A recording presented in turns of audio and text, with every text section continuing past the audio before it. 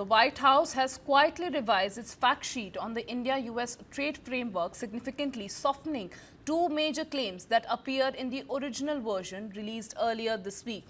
First, the revised document drops any reference to India cutting tariffs on certain pulses. Pulses had figured prominently in the earlier fact sheet. Alongside products like wine, soybean oil and tree nuts, their removal is notable given pulses are a politically sensitive sector in India, the world's largest producer and consumer. The change suggests New Delhi pushed back against how the agreement was initially portrayed. Second, the White House has walked back its claim that India would eliminate digital services taxes. The updated version now only says that India has committed to negotiate digital trade rules. This is significant because India had already scrapped its 6% digital advertising levy in April 2025, well before the trade framework was announced. The revised fact sheet also subtly tones down language on purchases of American goods, replacing committed to buy with intends to buy, aligning it with the joint statement signed by both countries. Together, these changes underline how sensitive trade language remains and how carefully negotiated the India-US deal really is. I'm being joined by News 9 Executive Editor Kartik Malhotra for more on this. Kartik, this is a significant development after a lot rounds of speculation about what the deal exactly is. Now, White House has gone back and retracted few of its claim and has changed some languages of the framework as well. Yeah, Nancy, in fact, if one were to look at it critically, this is pretty much a revert to what the joint statement that India and US released on Saturday said. And now what we saw was that the original Saturday release, the joint statement, did not mention the word committed, did not have any mention of pulses, and at the same time, there was no reference to the digital services tax. Now, all these three new elements were pretty much introduced earlier this week in the fact sheet.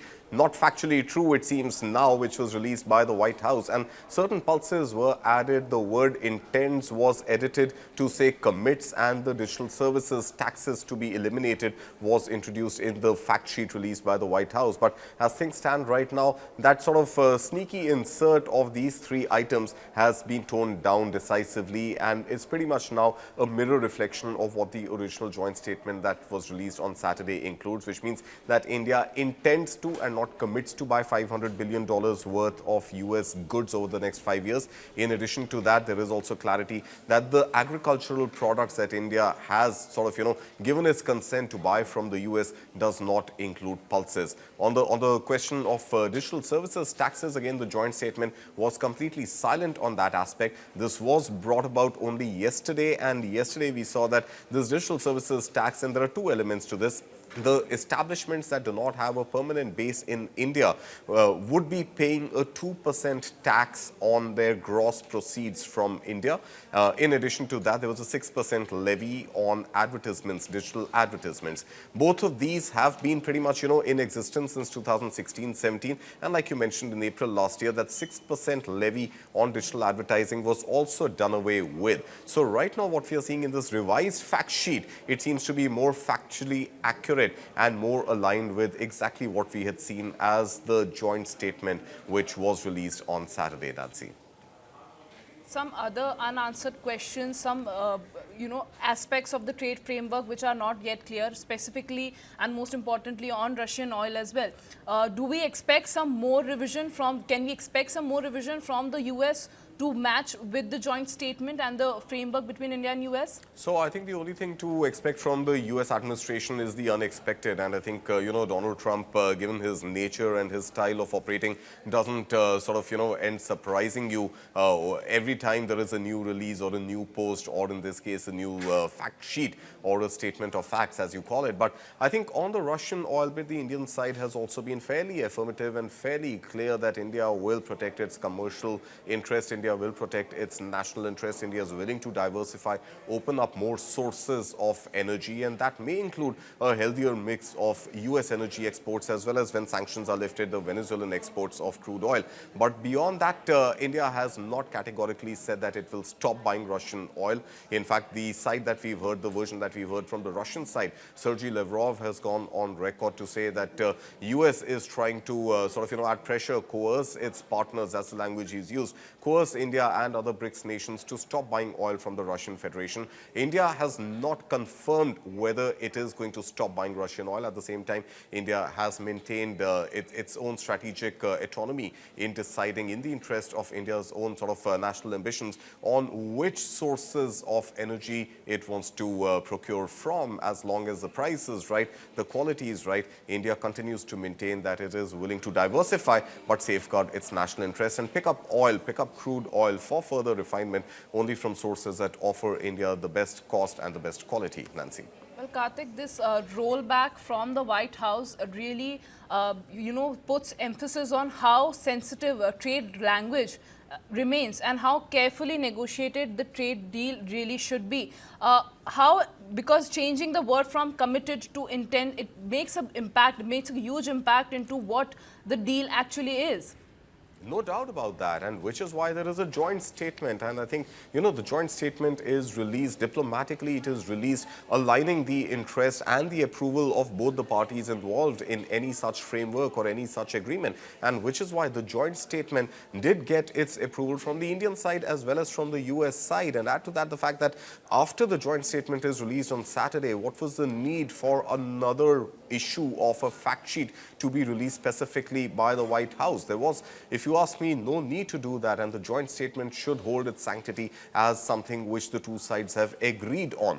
After the release of the joint statement, if you go ahead and make these minor amendments, and they sound minor, it's one word changed, one additional item added, but these words carry a lot of weight, and these words carry a lot of weight not just as far as India's own sort of reputation goes and India's own questions on political negotiations go, diplomatic negotiations go, but also on trade and also on the stock markets and also on the fact that that Indian federations and Indian exporters will have to constantly keep referring to every word that gets released unilaterally from the US side and amend its own strategies. That's not how business works. That's definitely not how governments work or should work, Nancy.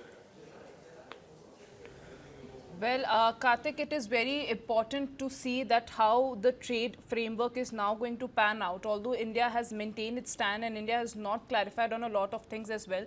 And they have maintained, like, let's say Russian oil is one of the things that has to be cleared out. There are a lot of things, a lot of issues that needs to be ironed out as of now.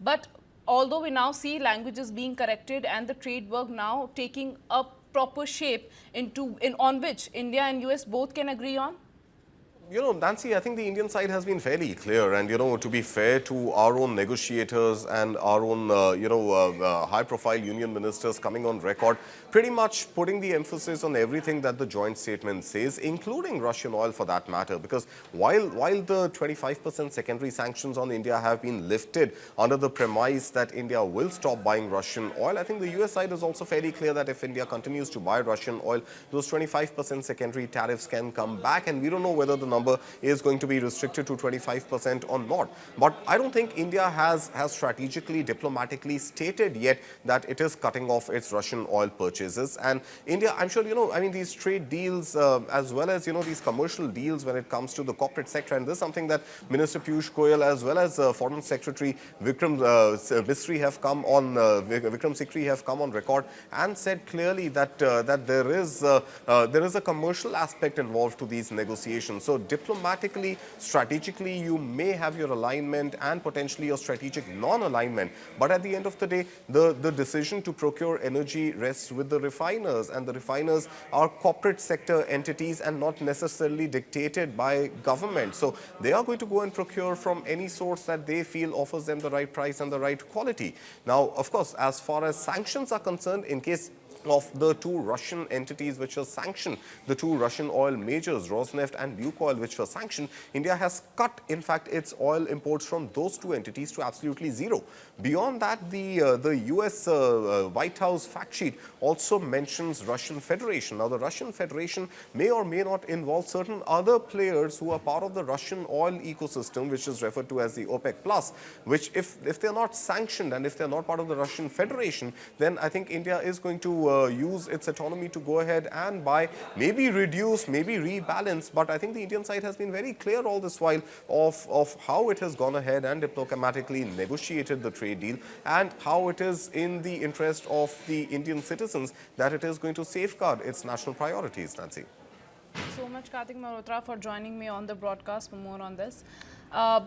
What happens to the India-US trade agreement now?